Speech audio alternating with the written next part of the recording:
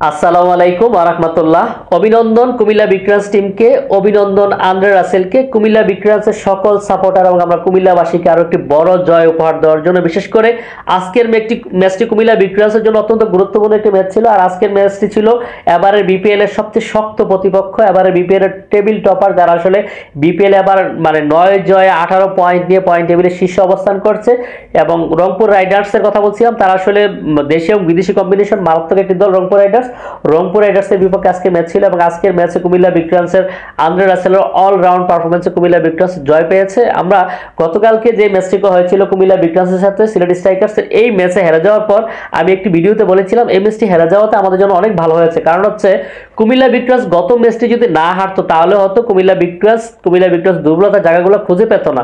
কারণ কুমিল্লা বিক্রান্সের নেক্সট ম্যাচগুলো আসলে নকআউট পর্ব চলে আসছে, এখানে আসলে একটা ভালো কম্বিনেশনের দরকার। তো কুমিল্লা বিক্রান্স আসলে আজকে ভালো কম্বিনেশনটি খুঁজে পেয়েছে এবং কালকে হারার পর আমি যে বিষয়গুলো বলেছিলাম এবং আমার সাথে আপনারা সবাই একমত পোষণ করেছিলেন যে কুমিল্লা বিক্রান্স হারার পেছনে যে সকল কারণগুলো ছিল, যেমন বিশেষ করে জনসন চার্লস, আমরা বলেছিলাম জনসন চার্লসের পরিবর্তে ম্যাথিউ ফোর্ডকে নেওয়ার কথা। কারণ হচ্ছে ম্যাথিউ ফোর্ড এবার বিপিএল এর কুমিল্লা বিক্রান্সের যে প্রথম জয়টি ছিল ফরচুন বরিশালের বিপক্ষে, এই জয়ের নায়ক ছিল ম্যাথিউ ফোর্ড। কারণ হচ্ছে ম্যাথিউ ফোর্ডের উইদিন অলরাউন্ড পারফরমেন্সে কিন্তু কুমিল্লা বিক্রান্স জয় পেয়েছিল। তো গতকালকে জনসন চার্লসকে আমরা বলেছিলাম জনসন চার্লসকে বাদ দিয়ে ম্যাথিউ ফোর্ডকে যেন নামানো হয় এবং আমরা তানভীর ইসলামের কথা বলেছিলাম।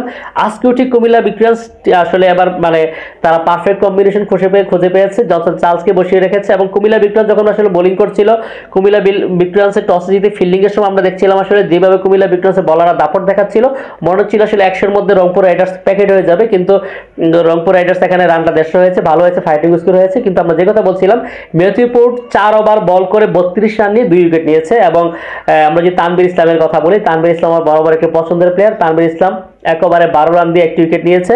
তারপর যদি আমরা আন্দ্রে রাসেল আসলে অলরাউন্ড পারফর্ম করেছে, 2 ওভার 5 বল করে আন্দ্রে রাসেল 20 রান দিয়ে 3 উইকেট নিয়েছে আন্দ্রে রাসেল। এবং আমরা মুশফিক হাসান, কুমিল্লা বিক্রান্স আসলে বরাবরই প্রত্যেকটা ম্যাচে আসলে একটা নতুন নতুন আবিষ্কার থাকে।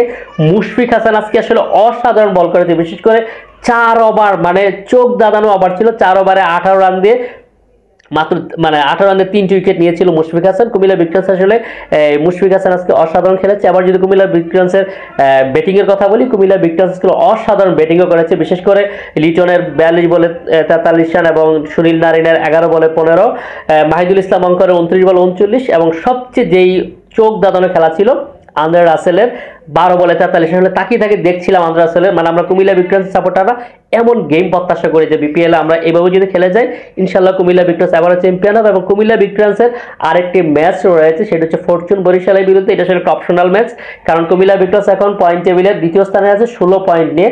এখন যে বাকি যে দুইটা দল রয়েছে তারা আসলে 16 পয়েন্ট, কারো হবে না। আর দুইটি খুলনার খেলা আছে সিলেট স্ট্রাইকার্সের সাথে, খুলনা যদি এই ম্যাচে জিতেও যায় খুলনার পয়েন্ট হবে 12, আর ফরচুন বরিশাল যদি কুমিল্লার সাথে জিতে যায় ফরচুন বরিশালের পয়েন্ট হবে 14। তো মোট কথা কুমিল্লা বিক্রান্স খুব সেফ জোনে আছে, ভালো অবস্থানে আছে। আমার বিশ্বাস করি কুমিল্লা বিক্রান্স ম্যাচ বাই ম্যাচ খেলে যাবে এবং আমরা এবার চ্যাম্পিয়ন হবে প্রত্যাশা রাখছি। আজকের মতো বিদায় নিচ্ছি, আরেকদিন কথা হবে অন্য একটা ভিডিওতে। ভালো থাকবেন সবাই, উইনের কুমিল্লা বিক্রান্স ইনশাআল্লাহ চ্যাম্পিয়ন হবে। আসসালামু আলাইকুম ওয়া রাহমাতুল্লাহ।